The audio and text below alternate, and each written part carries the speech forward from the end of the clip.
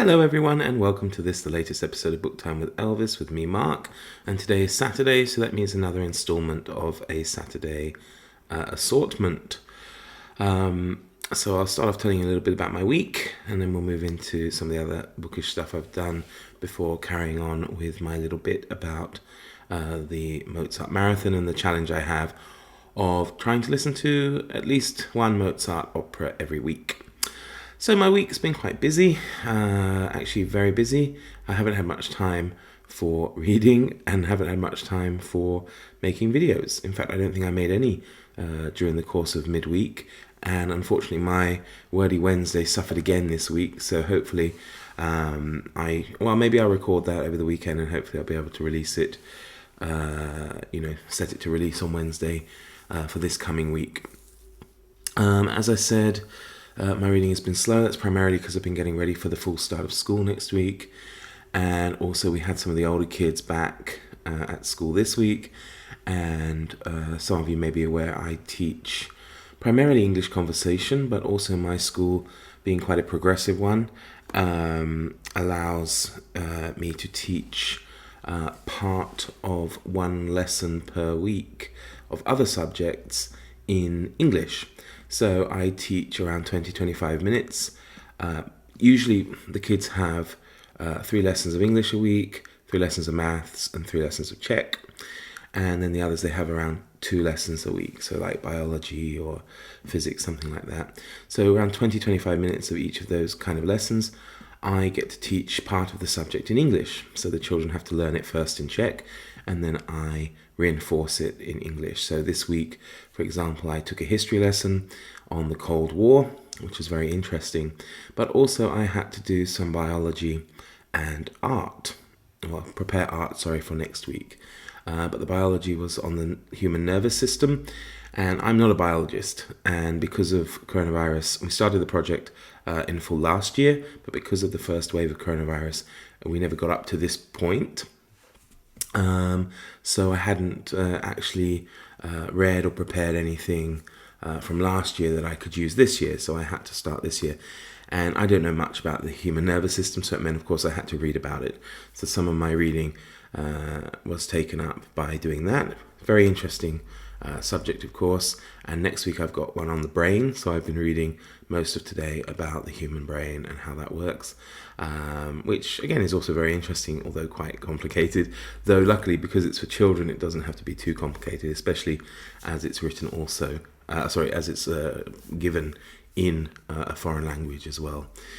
And for next week I've been preparing by reading about the American abstract art movement in the post-Second War era, so looking at people like Jackson Pollock.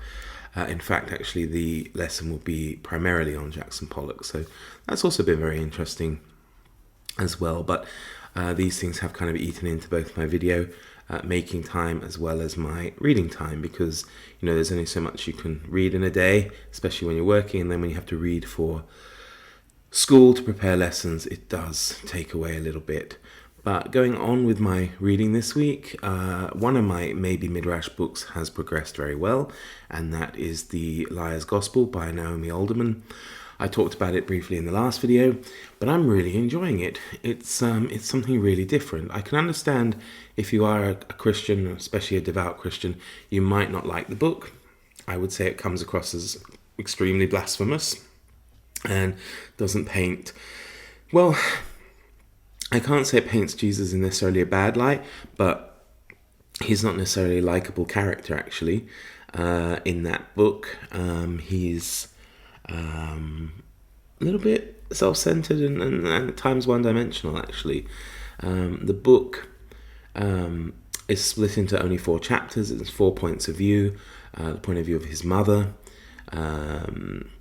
Judas Iscariot, I forget his name, the high priest at the temple who condemned Jesus, and finally Barabbas. And I'm 3/4 of the way through that at the moment, and I like it. I mean, it's a bit grim. Certainly there's a lot of violence and gory detail. There's a lot of sex, which surprised me, and kind of you see someone like Judas Iscariot in a different light, and you feel, I don't know, maybe a bit sorry for him. But her take on the story is basically that Jesus would have just been another, a bit like Life of Brian, I suppose, where I think there's parts in it where there's like all sorts of different religious people at the time. Like who is it this week? Obviously not in such a humorous way, but it is the idea that perhaps Jesus is just another one of many kind of itinerant preachers who goes around teaching some kind of philosophy or religion. And and he comes a cropper really. But it's very well written, and it's been a book I've been thinking a lot about, and actually, as I say, it's something perhaps I wouldn't really have read if it hadn't been for this, and I'm glad I have at least almost finished it, and I will certainly be checking out her other stuff, and when I have finished it, I look forward to giving a comprehensive review of it. My two non-fiction maybe Midrashes have slowed, though that's primarily because of work, and those were Delighting in the Trinity and what was the other one? Mind like a sieve at the moment. Delighting in the Trinity and The Unseen Realm, that's right. So I'll talk more about those when I've read some more. I've also been doing a buddy read, which I've mentioned before, with Summer at Cozy Reading with Quaker Cats, and we are almost about halfway through the book we've chosen for that, which is Cold Comfort Farm, and I think it's fair to say we both have mixed opinions about it, though it does seem to be picking up a little bit, so we'll see where we go from there, and I think once we finished, again, be able to talk about it a bit more. So finally, I wanted to keep it fairly short this week. I finally come to the Mozart Marathon I've been doing, where I'm trying to listen to one Mozart opera every week in order. And this week we come to Mitridate, Re di Ponto, Mithridates, King of Pontus, and that's catalogue number K87. And this is, of course, one of the earlier operas of Mozart. I believe he was around 14 when he wrote it. It is an opera in 3 acts, and it's a libretto by Vittorio Amedio Signa Santi, and it was based on Giuseppe Parini's translation of Jean Racine's play Mithridate. The opera was first performed in Milan in 1770, and it was during the Milan Carnival.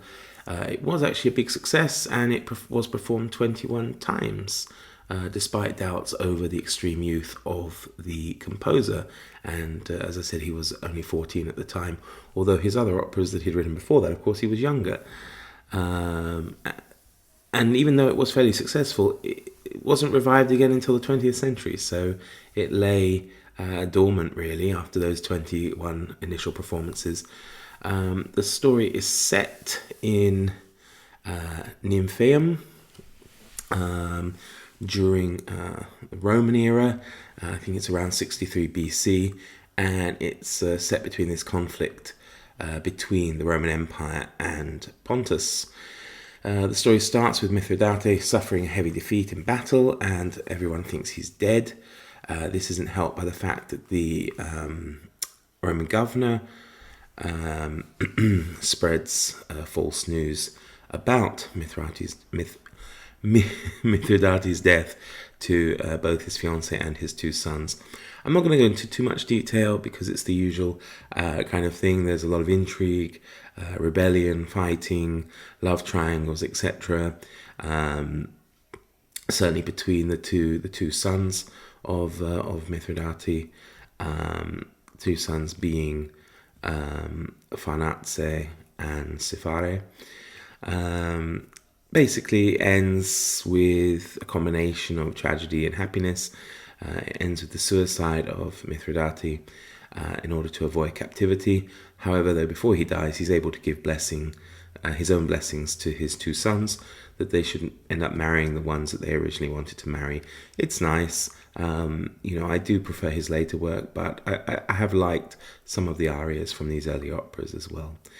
So basically, people who should be together end up together, and of course all the four kind of main characters under Mitridate pledge to kind of, optimistically free the world from the grip of the Roman Empire. So that's it for the Saturday Assortment. Hopefully Wordy Wednesday will be back in this coming week, and I hope I will be able to make some more videos as well as get some more reading done.